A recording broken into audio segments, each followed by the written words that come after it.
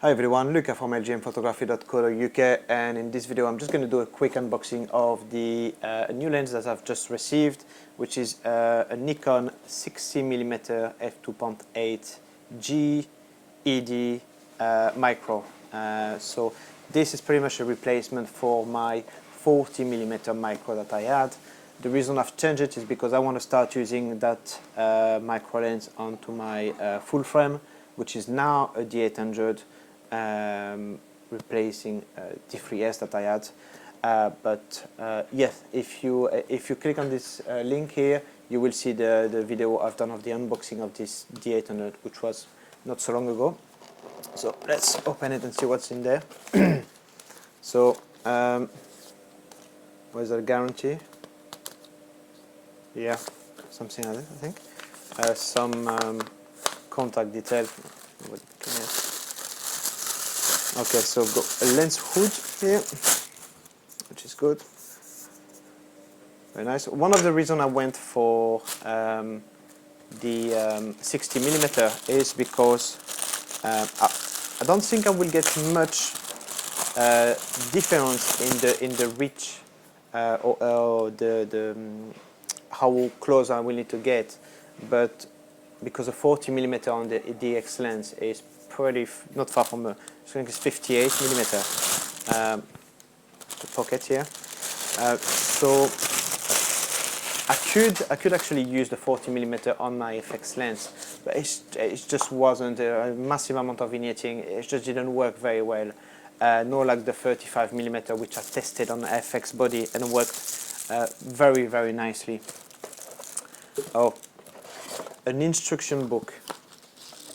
That's a big book for a 60 for a lens, but I suppose it's quite handy to have an instruction book. I think for this kind of lens, which are quite specialized, like micro lens, because the book should really explain you how the lens works.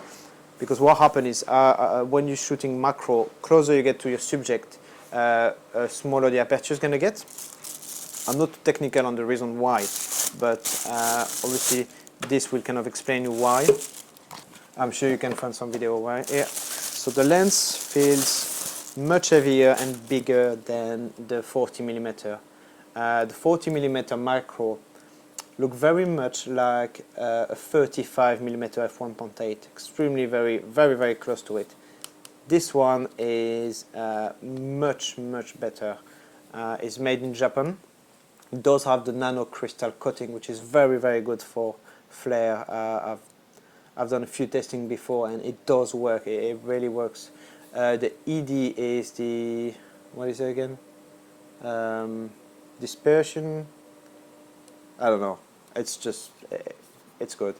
Anyway, you also have the focus, the focus ring, which is quite large and very smooth. So I think for if you're getting very close doing macro photography, it's always handy to go manual and use this. I normally prefer.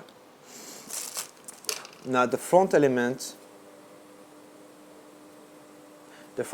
is again very small, very similar than the 40mm.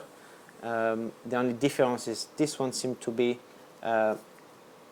kind of attached to the side, as the 40mm was like a tube in the middle of the lens. Very strange. It looked very much like if you were reversing your lens with a reverse ring, but this one now looks really nice. It's an f2.8, so quite lots of light, and I believe that this lens could be also very good for portraits. I found that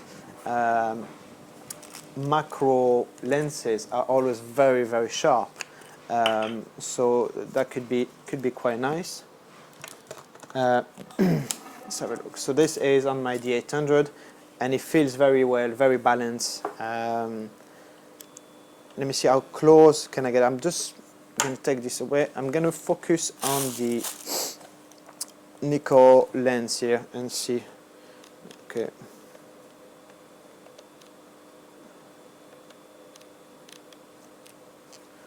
Okay, get the ISO a bit up here so I get a sharp picture.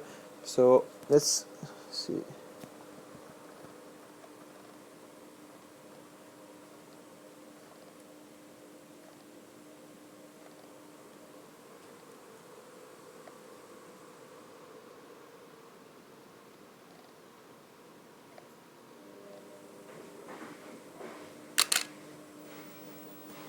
Yeah, well, as you can see, I can. I have to get quite close to be able to get the full one-to-one.